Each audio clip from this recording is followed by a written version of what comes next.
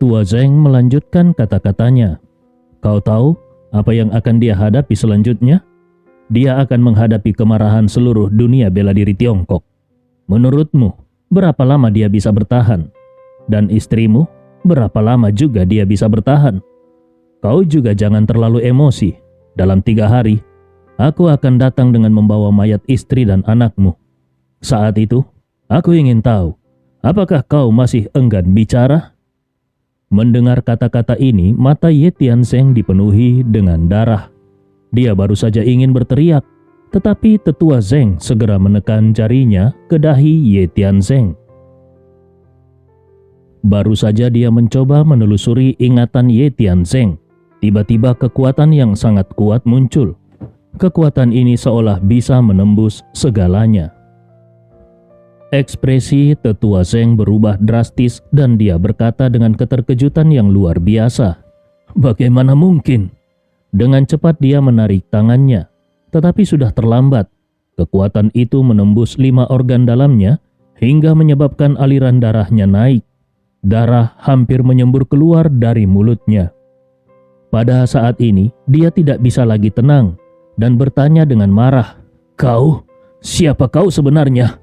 Apakah kau benar-benar ada hubungannya dengan klan Ye di Gunung Kunlun? Di dalam hati Tetua Zeng, gelombang kengerian pun datang seperti banjir. Ye Tianzeng mendengus dingin, lalu kembali menutup matanya, seolah tidak peduli dengan apapun.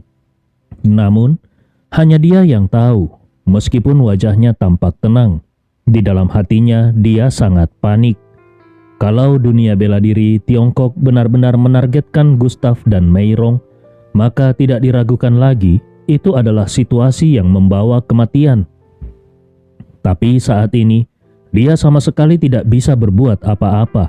Satu-satunya yang bisa dia lakukan adalah melindungi rahasia Gustaf. Meskipun dia tidak tahu apa yang diwakili oleh batu yang diberikan ayahnya kepadanya, tetapi itu adalah sesuatu yang sama sekali tidak boleh diketahui oleh orang lain.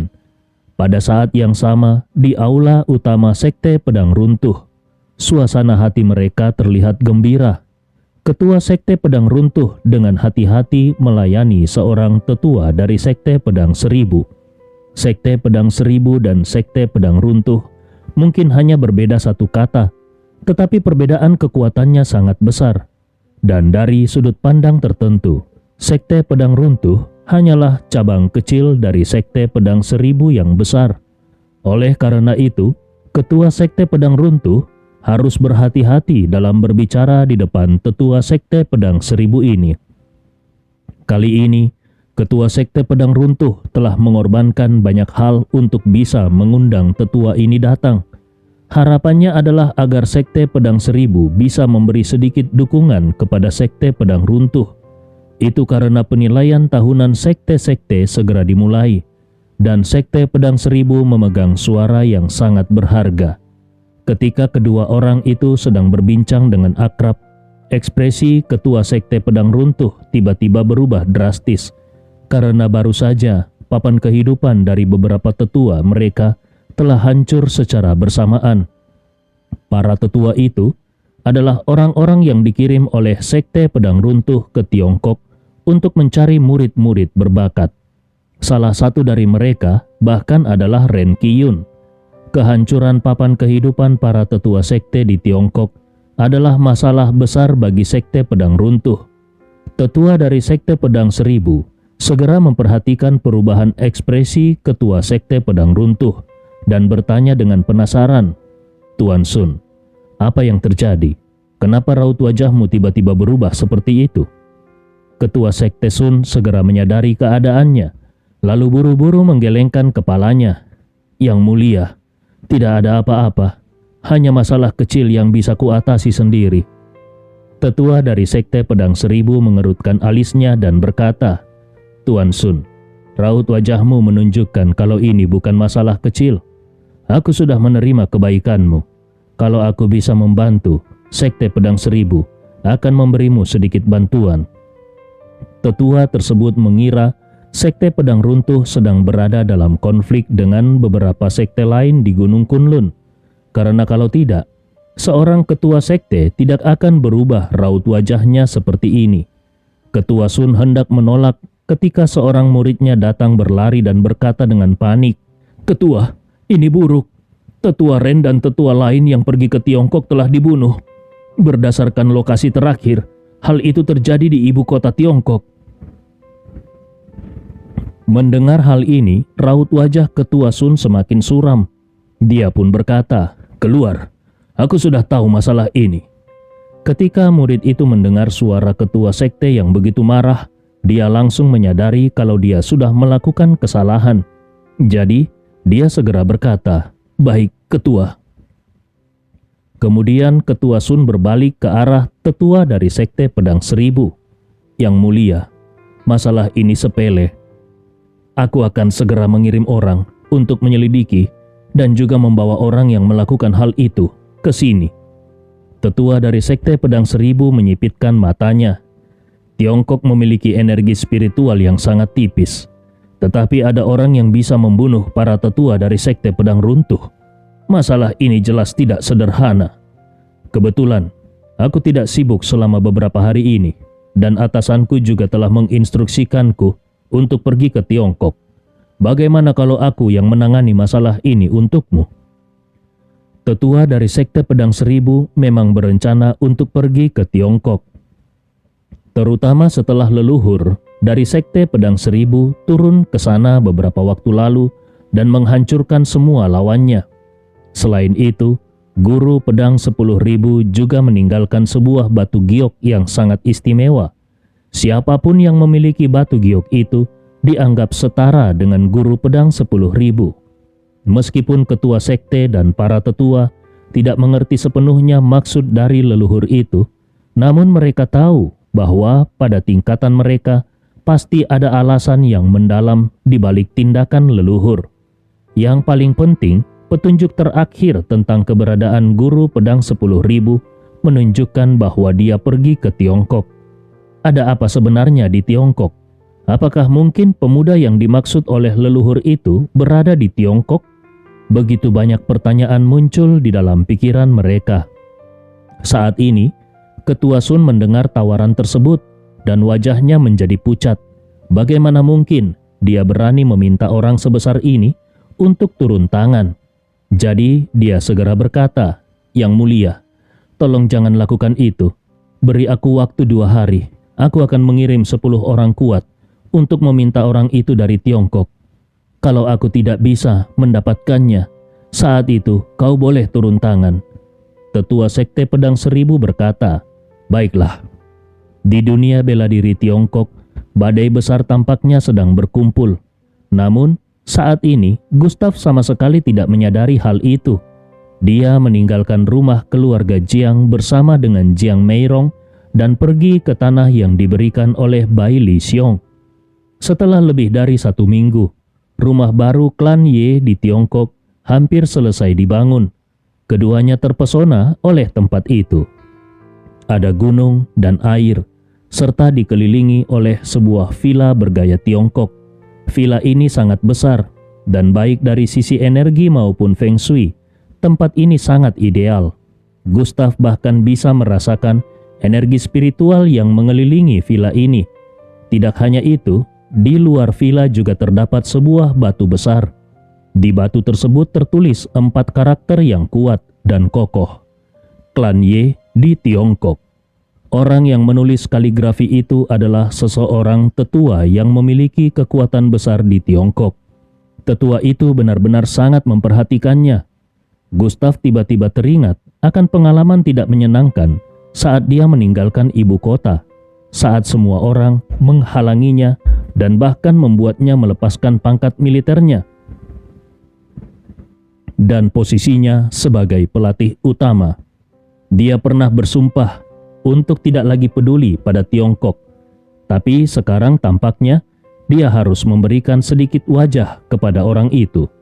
Namun, dia berharap orang-orang itu tidak lagi membuatnya marah, karena kalau tidak, mereka akan menjadi batu loncatan bagi klan Ye di Tiongkok. Jiang Meirong bertanya dengan nada penuh haru, "Gustav, apakah ini adalah rumah kita yang baru. Sebagai seorang praktisi, dia tentu tahu betapa berharganya tempat ini. Energi spiritual di sini jauh lebih kuat dibandingkan dengan keluarga Jiang.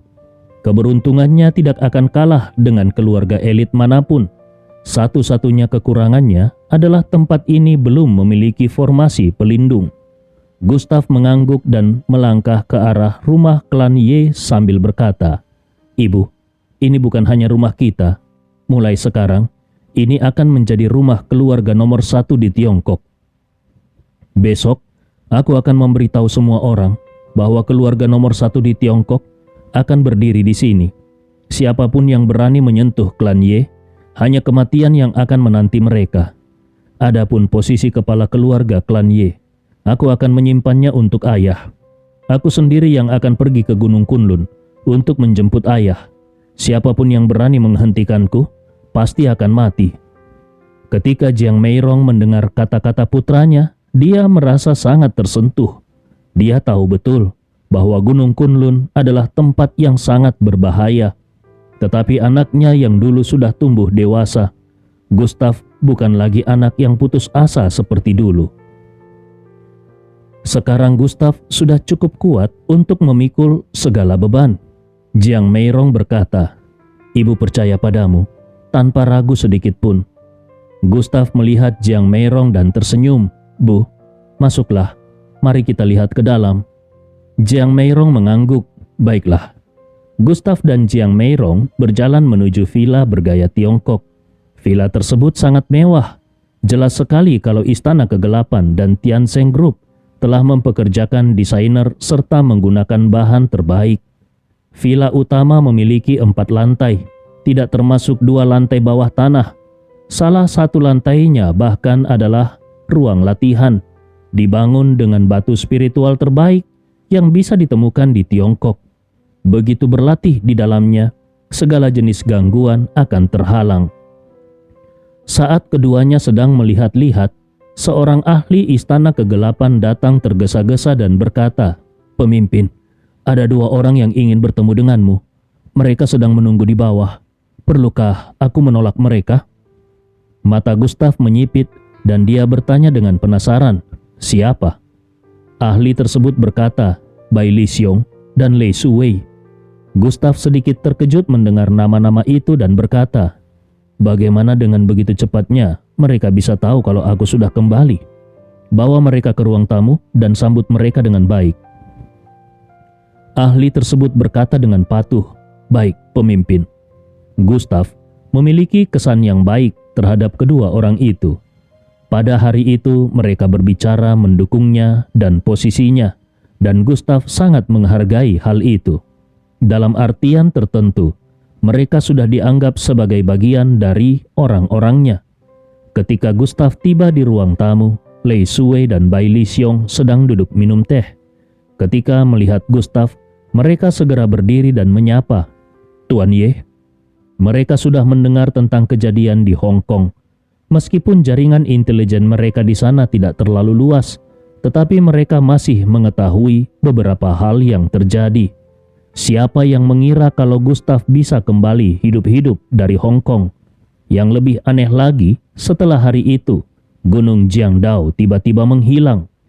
Pemerintah Hong Kong bahkan gempar. Tiongkok bahkan mengirimkan tim operasi khusus untuk menyelidiki kasus ini. Dan semua petunjuk mengarah pada satu orang, dan orang itu adalah Gustav Ye. Karena selama waktu kejadian, selain para penjaga Tiongkok, hanya Gustav yang pergi ke Gunung Jiangdao. Jadi, alasan kedatangan mereka kali ini adalah untuk menyelidiki beberapa hal sesuai dengan perintah dari seseorang di atas mereka. Pada saat ini, Gustav berkata kepada mereka, "Kalian berdua adalah tamu pertama keluarga Ye di ibu kota. Kebetulan, aku ingin membicarakan sesuatu dengan kalian. Besok, keluarga Ye akan mengadakan perjamuan untuk memberitahu semua kekuatan elit di Tiongkok tentang hal ini. Apakah kalian punya waktu untuk datang?" Bai Lixiong dan Lei Suwei saling bertukar pandang dan mengangguk lalu berkata, "Meskipun berita ini belum tersebar, ketika tempat ini dibangun, semua orang sudah memperhatikan keluarga Ye. Besok, keluarga Y pasti akan dipenuhi tamu. Untuk kami, tidak ada hal yang terlalu besar yang bisa menghalangi kami datang ke perjamuan keluarga Y. Setelah berbasa-basi sejenak, Bai Li Xiong tampak menyadari sesuatu dan berkata, "Tuan Y, apakah mengadakan perjamuan besok tidak terlalu terburu-buru? Meskipun keluarga Y terlihat sudah terbentuk, tapi ada satu hal yang masih kurang, yaitu hal yang dimiliki oleh semua keluarga elit." Mata Gustav menyipit dan penasaran. Apa itu? Bai Li Xiong melihat ke arah tanah dan berkata pelan, "Formasi. Tanpa formasi yang kuat, bagaimana kalau Tuan Y tidak ada seseorang yang ingin menyerang keluarga Y? Sekarang, semua keluarga elit di Tiongkok memiliki formasi. Pertama, untuk melindungi keluarga, dan kedua, untuk menyembunyikan beberapa hal." Mendengar hal ini, mata Gustav kembali menyipit. Dia juga merasa ada sesuatu yang kurang dan ternyata itu adalah formasi. Lei Shuwei juga berdiri dan dengan hormat berkata, "Tuan Y, aku mengenal beberapa ahli pembuat formasi. Meskipun kemampuan mereka tidak luar biasa, tetapi mereka bisa membantu dalam beberapa hal. Perlukah aku menghubungi mereka?" Gustav tersenyum dan menggeleng. Tidak perlu. Dia menguasai seni jimat spiritual dan semakin memahami formasi. Jadi dia tidak membutuhkan orang lain untuk membuat formasi untuk keluarga Y. Lei Shuwei bertanya dengan terkejut, "Apakah Tuan Y tidak akan menggunakan formasi?" Dia melihat ke arah Bai Li Xiong yang juga tampak bingung. Gustav meletakkan tangannya di belakang punggungnya dan berjalan keluar. "Ikuti aku. Mengenai formasi keluarga Y, aku bisa menanganinya sendiri." Bai Li Xiong dan Lei Shuwei terkejut. Mereka tahu bahwa kemampuan Gustav luar biasa, tetapi membuat formasi perlindungan keluarga bukanlah hal yang mudah.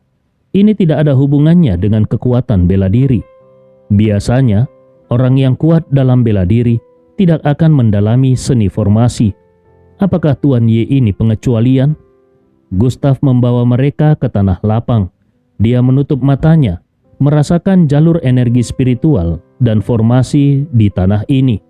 Kali ini dia tidak akan sembarangan membuat formasi, tetapi akan mencurahkan semua usahanya untuk menciptakan formasi perlindungan keluarga. Formasi ini harus mampu menahan serangan dari para ahli Gunung Kunlun, bukan hanya dari para ahli Tiongkok. Keluarga Y harus menjadi keluarga nomor 1 di Tiongkok, dan formasi ini harus bisa menghancurkan semua formasi lainnya. Saat ini Gustav sudah memiliki jawabannya. Itu adalah formasi penghancur dewa abadi. Formasi ini tidak hanya bisa menahan serangan penuh dari ahli Gunung Kunlun, tetapi juga bisa menjadi formasi pembunuh yang membunuh tanpa terlihat. Setelah dia pergi, formasi ini akan menjadi pelindung bagi orang-orang yang dia cintai. Dari kejauhan, Bai Li Xiong dan Lei Shuwei melihat Gustav berdiri tanpa bergerak. Dengan dahi berkerut, mereka tidak tahu apa yang sedang dilakukan Gustav. Lei Shuwei bertanya dengan penasaran, "Apa yang sedang dilakukan Tuan Y? Apakah dia sedang melihat Feng Shui di sini?" Bai Li Xiong memperhatikan Gustav dengan cermat dan tampak ragu-ragu. Mungkinkah Tuan Y benar-benar berencana untuk membuat formasi? Sekarang, hampir semua formasi perlindungan keluarga di Tiongkok diwariskan secara turun-temurun. Sangat jarang ada orang yang membuat formasi sendiri. Apakah Tuan Y sudah gila? Meskipun dia percaya pada kemampuan Gustav, namun Bai Li Xiong merasa sedikit ragu mengenai hal ini. Karena seni formasi jauh lebih rumit daripada seni bela diri. Bukan hanya di Tiongkok, bahkan di Gunung Kunlun, ahli pembuat formasi sangat langka. Ketika Lei Shuwei dan Bai Li Xiong masih bingung dengan tindakan Gustav, tiba-tiba Gustav membuka matanya. Mata itu seakan memancarkan cahaya dingin dan seluruh auranya menjadi lebih misterius. Kemudian, Gustav mulai melangkah. Dia mengambil total 7 langkah. Langkah-langkah itu aneh dan penuh misterius. Setiap langkah seakan membuat seluruh tempat itu bergetar. Pada langkah ketujuh, beberapa batu spiritual yang dipenuhi energi muncul di tangan Gustav, dan batu-batu itu melesat ke arah 6 arah. Cahaya spiritual berkedip, dan tiba-tiba angin kencang bertiup di sekitar Gustav, seolah-olah badai besar datang. Beberapa tanaman yang baru ditanam di tempat itu langsung lenyap. Apa sebenarnya yang dilakukan Tuan Ye? Lei Shuwei baru saja mengeluarkan kata-kata ini, namun dia tiba-tiba terdiam. Mulutnya terbuka lebar, seakan melihat sesuatu yang luar biasa. Bai Li Xiong pun tidak jauh berbeda. Dia merasa melihat pemandangan paling aneh dalam hidupnya. Gustav berdiri dengan kaki yang dikelilingi oleh energi spiritual. Seluruh tubuhnya dikelilingi kabut ilahi dan cahaya. Detik berikutnya, kaki Gustav perlahan-lahan terangkat dari tanah dan semakin tinggi. Mereka yakin bahwa Gustav tidak menggunakan alat bantu atau tali apapun. 5 meter, 10 meter, 20 meter. Ketika Gustav mencapai ketinggian 30 meter, dia berhenti. Dia melayang di udara seperti dewa abadi. Bai Li Xiong dan Lei Shuwei yang telah melihat banyak hal di Tiongkok dan memiliki disiplin yang baik, kali ini tidak bisa lagi menahan diri. Dengan satu suara mereka berteriak, "Wah, ini gila!"